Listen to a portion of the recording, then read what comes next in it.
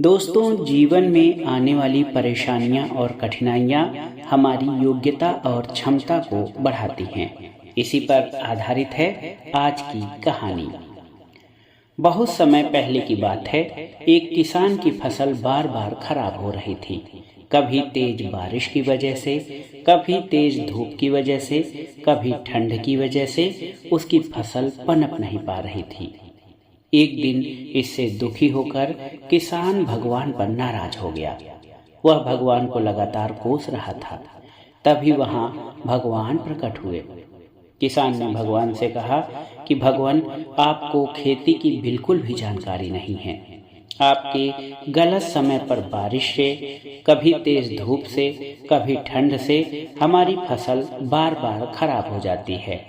आप मेरी अगली फसल तक मेरे अनुरूप मौसम कर दीजिए। जैसा मैं चाहूं वैसा ही मौसम रहे। ये बातें सुनकर भगवान ने कहा, ठीक, अब से ऐसा ही होगा। ये बोलकर वो अंतर्धान हो गए।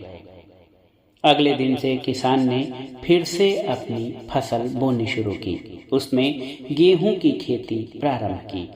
अब जब वह बारिश चाहता था तब बारिश होती, फसल के लिए जब उसे धूप की जरूरत होती तब धूप निकलती। इस तरह उसकी इच्छा के अनुसार मौसम चल रहा था। धीरे धीरे उसकी फसल तैयार हो गई।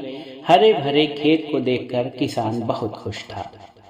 जब फसल कटाई का समय आया तो उसने देखा कि फसल की बालियों में गेहूं के दाने थे ही नहीं। सब की सब बालियां खोखली थीं। ये देखकर उसने फिर से भगवान को याद किया। भगवान प्रकट हुए तो इसकी वजह पूछी। भगवान ने कहा कि तुम्हारी फसल ने बिल्कुल भी संघर्ष नहीं किया है, इसी वजह से ये खोखली हो गई हैं। जब फसलें तेज बारिश में, तेज हवा में खुद को बचाए रखने का संघर्ष करती हैं, तेज धूप से लड़ती हैं, तभी उनमें दाने बनने की प्रक्रिया शुरू होती है। जिस तरह सोने को चमकने के लिए आग में तपना पड़ता है, ठीक उसी तरह फसलों के लिए भी संघर्ष जरूरी होता है। ये बात किसान को समझ आ गई और उसे अपनी भूल का एहसास हुआ। इस कथा से हमें ये सीख मिलती है, जब तक हमारे जीवन में बाधाएं और परेशानियां नहीं आती, तब तक हमारी प्रतिभा में निखार नहीं आता है। बाधाएं और परेशानियां हमें साहसी बनाती हैं और परेशानियों की वजह से हमारा सही विकास होता है।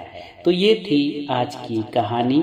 जीवन में आने वाली परेशानियां और कठिनाइयां हमारी योग्यता और क्षमता को दर्शाती हैं। योग्यता और क्षमता को